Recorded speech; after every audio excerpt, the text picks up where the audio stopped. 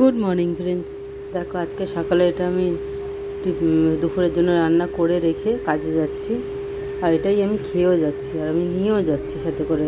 আজকে তাড়াতাড়ি উঠেছি বলে অনেক কিছু হয়ে গেছে, আর বেশি দেখাতে পারলাম না। দেখো চলে এসেছি বাস স্ট্যান্ডে আমি, বাসও খুব শিগগিরই ঢুকে যাবে। ওই দেখো দূরে বাস আসছে। দেখো বাসে আমি উঠে গেছি। বাসে বসার সিট নেই, খুব ভিড়ও নেই, বাট বসার সিট নেই, তাই দাঁড়িয়ে দাঁড়িয়েই যাচ্ছি আমি। আর বেশি কিছু তোমাদের দেখাতে পারবো না। চলো এবার রাতে দেখা হবে তোমাদের সাথে। এরকম ফেরার সময় দেখছিলাম ভালো ভালো শিক কাবাব ছিল।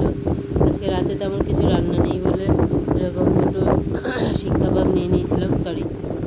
আর রাত্রিবেলা বাড়িতে গিয়ে রান্না করেছিলাম পরোটা আর চানা।